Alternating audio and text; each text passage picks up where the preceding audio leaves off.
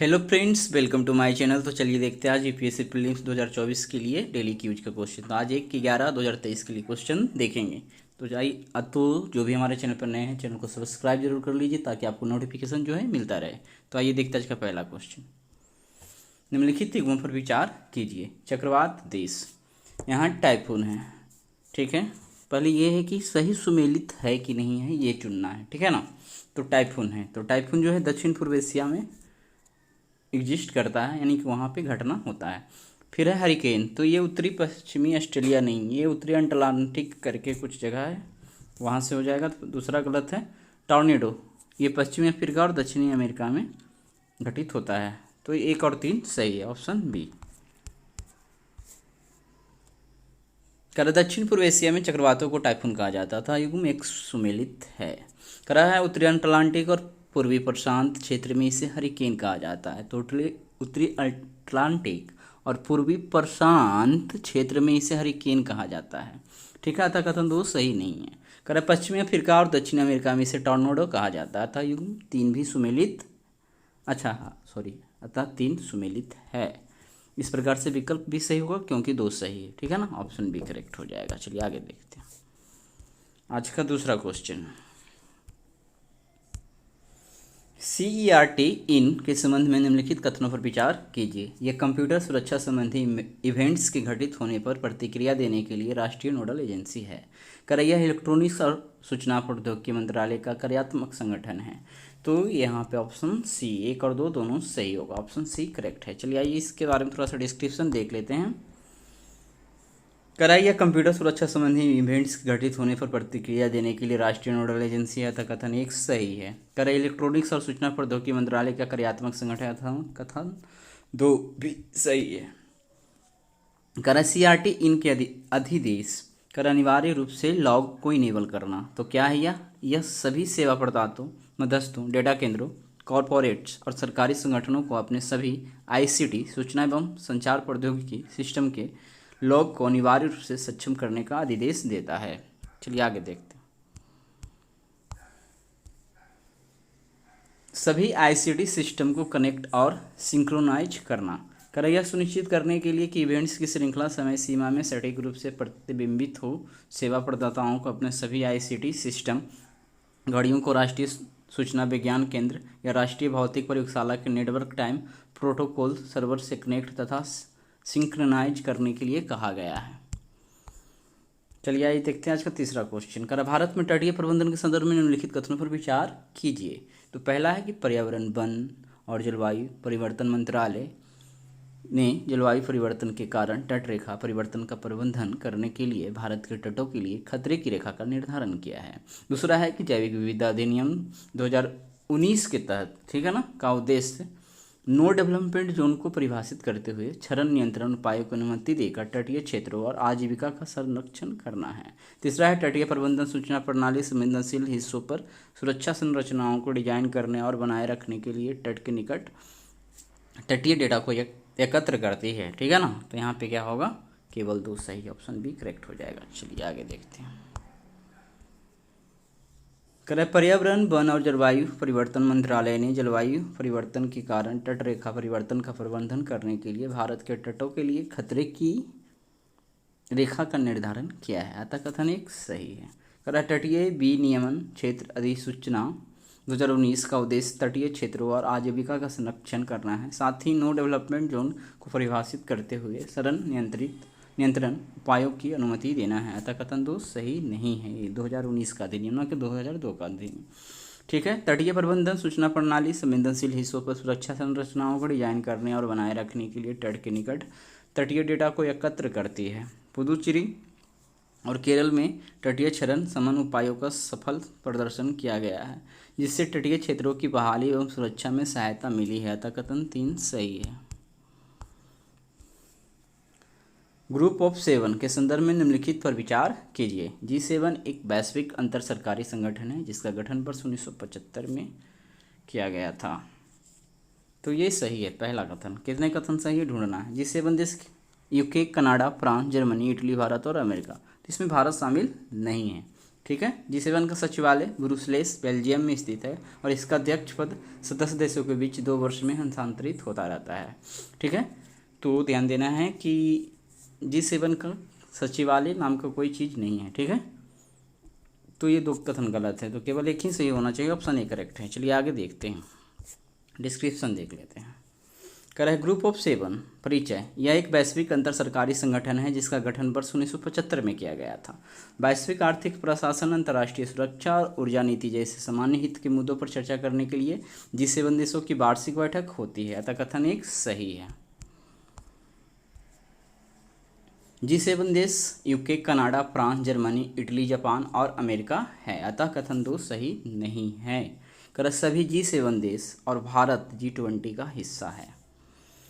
ठीक है, तो G7 देश G20 का तो हिस्सा है, लेकिन भारत जो है G7 का हिस्सा नहीं है, ये ध्यान देना है। ठीक है ना, क्योंकि G20 जब देश बना है तो उसमें भारत है और G7 के जितने देश हैं वो भी G20 में हैं।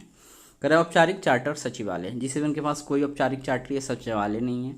एजेंडा स्थापित करने का कार्य अध्यक्ष करता है। यह अध्यक्ष पद सदस्य देशों के बीच प्रत्येक वर्ष हस्तांतरित होता रहता है, अतः कथन 3 सही नहीं है।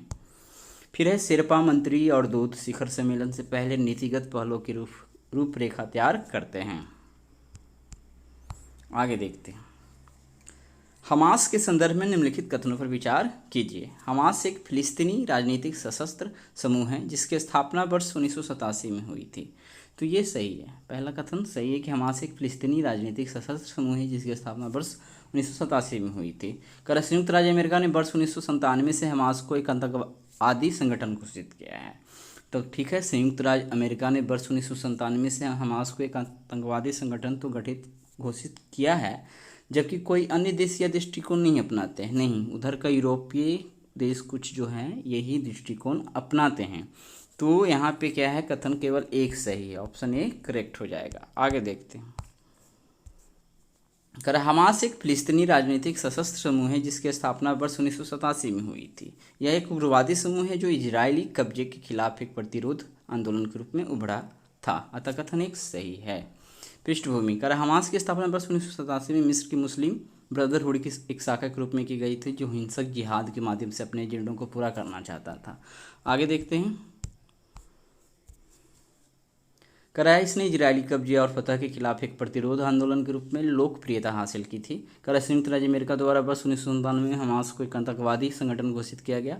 इजरायल और अधिकांश यूरोप सहित कई अन्य देश भी हमास के प्रति यही दृष्टिकोण अपनाते हैं, अतः कथन 2 सही नहीं है। चलिए अगला क्वेश्चन देखते हैं आज का।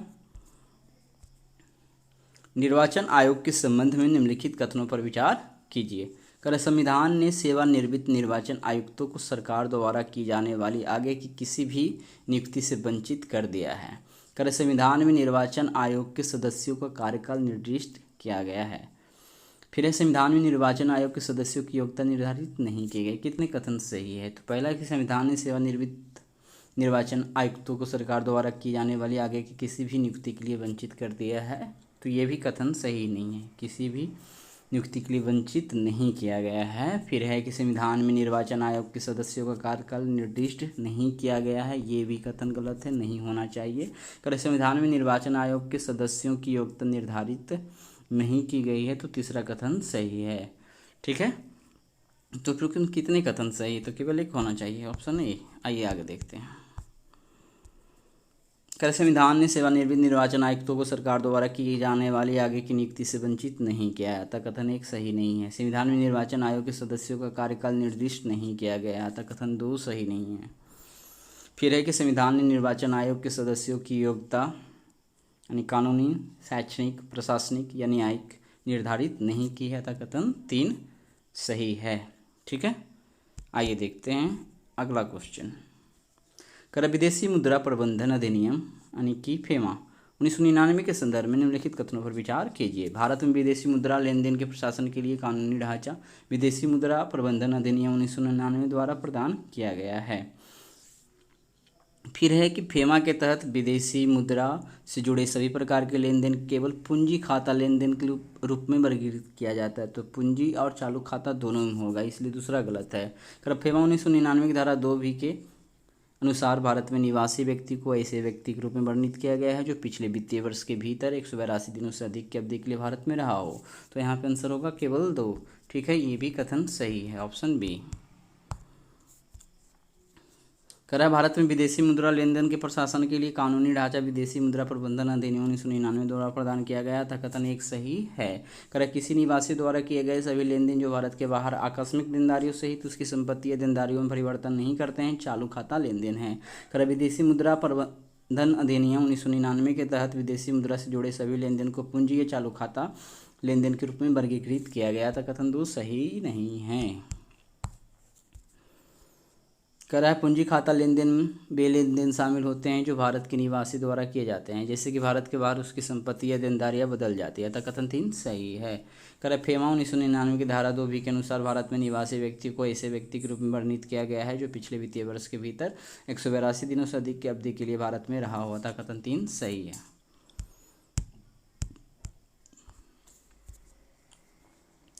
एंड टू एंड एनक्रिप्शन के संबंध में निम्नलिखित कथनों पर विचार कीजिए। तो एंड टू एंड एन्क्रिप्शन एक संचार प्रक्रिया है जो दो उपकरणों के बीच साझा किए जा रहे डेटा को एन्क्रिप्ट करती है। दूसरा है यह क्लाउड सेवा प्रदाताओं, इंटरनेट सेवा प्रदाताओं और साइबर अपराधियों जैसे तीसरे पक्षों को डेटा तक पहुंचने से रोकता है, विशेषतः जब डेटा स्थानांतरित किया जा रहा हो। कर एंड टू एंड एन्क्रिप्शन की प्रक्रिया एक एल्गोरिदम का उपयोग करती है जो मानक पाठ स्टैंडर्ड टेक्स्ट को अपठनीय रूप में परिवर्तित कर देती है। तथा कथन सभी 3 सही हो जाएगा। आइए देखते हैं आगे। एंड टू एंड एन्क्रिप्शन एक संचार प्रक्रिया है जो दो उपकरणों के बीच साझा किए जा रहे डेटा को एन्क्रिप्ट करती है। तथा कथन एक सही है। संदेशों को एन्क्रिप्ट और डिक्रिप्ट करने के लिए उपयोग की जाने वाली क्रिप्टोग्राफिक कुंजियों को एंड पॉइंट्स पर संग्रहित किया जाता है।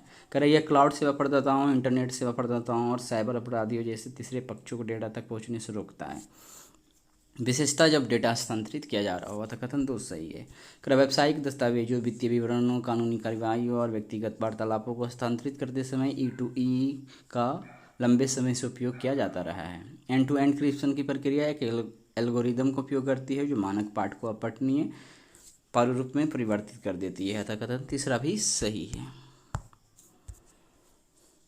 खुला बाजार परिचालन के संदर्भ में निम्नलिखित कथनों पर विचार कीजिए। खुला बाजार परिचालन भारतीय रिजर्व बैंक द्वारा संचालित बाजार परिचालन है। कह बाजार में से सरकारी प्रतिभूतियों की बिक्री खरीद के माध्यम से संचालित किया जाता है।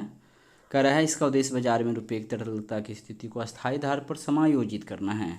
तो उपयुक्त कथनों में से कितने सही नहीं हैं? तो इनमें से कोई भी नहीं, मतलब सभी सही है ना। तो ऑप्शन डी ही तो आंसर हो जाएगा। तो आइए देख लेते हैं। खुला बाजार परिचालन भारतीय रिजर्व बैंक द्वारा संचालित एक प्रकार के बाजार संचालन है। अतः कथन एक सही है। कर यह मौद्रिक नीति के मात्रात्मक उपकरणों में से एक है जिसका उपयोग किसी देश के केंद्रीय बैंक द्वारा अर्थव्यवस्था में धन आपूर्ति को नियंत्रित करने के लिए किया जाता है। यह बाजार में से सरकारी प्रतिभूतियों की बिक्री खरीद के माध्यम से संचालित किया जाता है। अतः कथन 2 सही है। कर यदि तरलता अतिरिक्त होती है तो आरबीआई प्रतिभूतियों की बिक्री का सहारा लेता है और रुपये की तरलता को कम कर देता है। इसका उद्देश्य बाजार में रुपये की तरलता की स्थिति को अस्थायी आधार पर समायोजित करना है। अतः कथन 3 सही है। आइए देखते हैं आज का लास्ट क्वेश्चन। निम्नलिखित में से कौन सा रासायनिक यौगिक बासमती चावल की सुगंध और स्वाद के लिए जिम्मेदार है? तो आंसर होगा ऑप्शन ए 2-एसिटाइल 1-पैरोलिन। ठीक है ना, 2-एसिटाइल और 1-पैरोलिन। ऑप्शन ए करेक्ट हो जाएगा। ठीक है, तो आगे देखते हैं। बासमती चावल विश्व भर में चावल की सबसे प्रसिद्ध किस्मों में से एक है। यह एक लंबे दाने वाला चावल है जिसकी उत्पत्ति भारत और पाकिस्तान के कुछ हिस्सों से हुई है। कीमत, सुगंध, अनाज के आकार के साथ साथ गुणवत्ता के कारण इस चावल का एक अद्वितीय स्थान है। 2-एसिटाइल 1-पैरोलिन नामक रसायन की उपस्थिति के कारण बासमती चावल में एक अनोखी सुगंध और स्वाद होता है। तक विकल्प ए सही है। ठीक है, 2-एसिटाइल 1-पैरोलिन। ठीक है, तो आइए आज का क्वेश्चन खत्म हुआ। मिलते हैं अगले दिन